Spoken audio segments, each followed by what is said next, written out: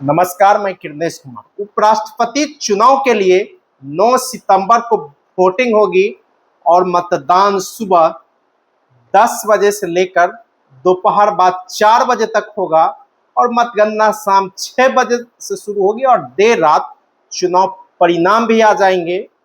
इस चुनाव में एनडीए गठबंधन की तरफ से सीपी राधाकृष्णन खम ठोक रहे हैं, तो इंडिया गठबंधन ने सुप्रीम कोर्ट के पूर्व न्यायाधीश बी सुदर्शन रेड्डी को चुनावी दंगल में उतारा है। चुनाव काफी रोचक हो गया है, इसीलिए प्रधानमंत्री नरेंद्र मोदी एड़ी चोटी का दम लगाए हुए हैं, क्योंकि भारतीय जनता पार्टी के लोग ही प्रधानमंत्री को साधने में लगे हैं और चर्चा यहां तक शुरू हो गई है कि क्रॉस वोटिंग भी हो सकती है। एनडीए गठबंधन के सांसद क्रॉस वोटिंग भी कर सकते हैं, इसीलिए 2 दिवसीय सांसदों का कार्यशाला भी दिल्ली में आयोजित किया गया। एनडीए सांसदों का कार्यशाला और प्रधानमंत्री नरेंद्र मोदी पिछली पंक्ति में जाकर बैठ गए, इसे भी खबर बनाया जा रहा है। कहा जा रहा है कि प्रधानमंत्री नरेंद्र मोदी आम सांसद की तरह पार्टी के आम कार्यकर्ता की तरफ पिछली पंक्ति में बैठ गए, लेकिन इसके पीछे की कहानियां छन कर कुछ और आ रही है।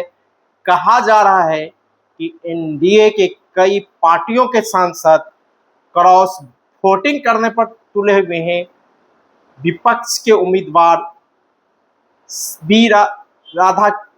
बी सुदर्शन रेड्डी आंध्र प्रदेश से आते हैं और आंध्र प्रदेश की जो पार्टी है तेलुगु देशम पार्टी भारतीय जनता पार्टी की सहयोगी पार्टी है और उसके 16 लोकसभा में सदस्य है। उसके बारे में भी कहा जा रहा है वो भी क्रॉस वोटिंग कर सकते हैं और कई सांसदों के बारे में कहा जा रहा है कि क्रॉस वोटिंग कर सकते हैं। इसीलिए एनडीए के सांसदों को एकजुट करने के लिए 2 दिवसीय कार्यशाला दिल्ली में आयोजित की गई और प्रधानमंत्री नरेंद्र मोदी पिछली पंक्ति में आकर बैठ गए।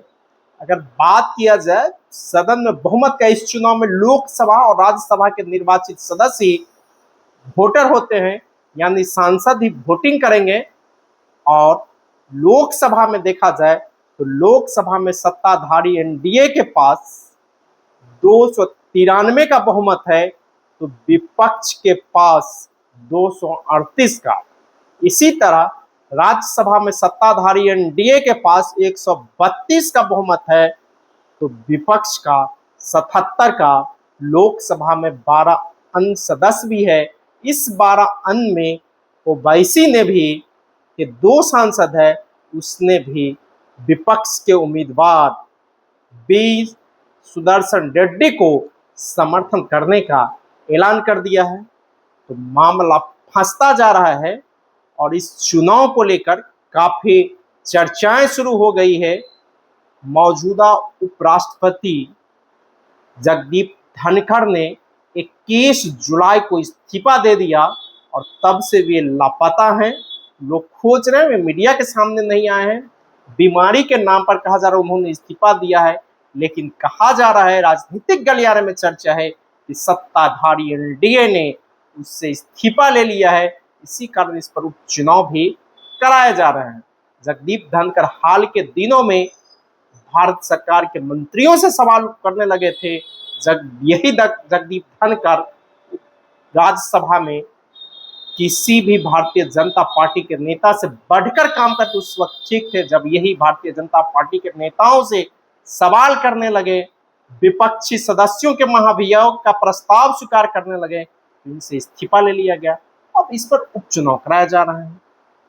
सीपी राधाकृष्णन उम्मीदवार हैं, महाराष्ट्र के राज्यपाल हैं, तमिलनाडु के से ये 2 बार सांसद भी रहे लोकसभा के गुंटूर लोकसभा सीट से। ये भारतीय जनता पार्टी के प्रदेश अध्यक्ष भी तमिलनाडु के रहे हैं।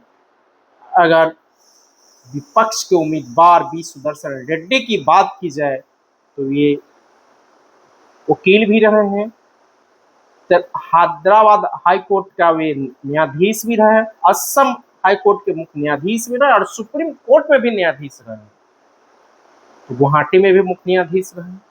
तो इनका बैकग्राउंड जहां संविधान से जुड़ा हुआ है, तो सत्ताधारी उम्मीदवार का बैकग्राउंड आरएसएस से जुड़ा हुआ है। और विपक्ष लगातार सरकार पर लोकतंत्र संविधान की हत्या का आरोप लगाते रहे। और वी सुदर्शन रेड्डी भी जब घूम रहे थे, वोटिंग के लिए मांग रहे थे, पटना भी आए थे, उनका यही सवाल था। और इसलिए लड़ाई भी दिलचस्प है। बहुमत भले ही एनडीए के पास है, लेकिन महागठबंधन ने ऐसे उम्मीदवार दे दिया है, इंडिया गठबंधन ने दे दिया है, जिससे प्रधानमंत्री नरेंद्र मोदी की परेशानी बढ़ गई है। प्रधानमंत्री नरेंद्र मोदी इसी साल, इसी महीने 17 सितंबर को 75 वर्ष की आयु पूरी कर रहे हैं। और आरएसएस लगातार उन पर दबाव बना रहा है कि वे इस्तीफा दें और दूसरा प्रधानमंत्री बने, लेकिन वे मान नहीं रहे हैं। और इसीलिए आरएसएस के लोग भी और भारतीय जनता पार्टी के लोग भी प्रधानमंत्री नरेंद्र मोदी को साधने में लगे हुए हैं। और यही कारण है कि 2 दिवसीय कार्यशाला में प्रधानमंत्री नरेंद्र मोदी को पिछली पंक्ति पर बैठना पड़ा और सांसदों का 2 दिवसीय कार्यशाला भी आयोजित करना पड़ा। यह हार का डर दिखा रहा है, क्रॉस वोटिंग का डर दिखा रहा है।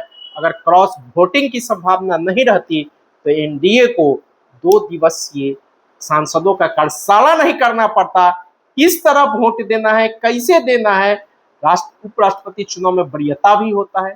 जिस उम्मीदवार को आप चाहते हैं, 2 उम्मीदवार है तो एक को 1 नंबर दे सकते हैं, दूसरे को 2 नंबर दे सकते हैं।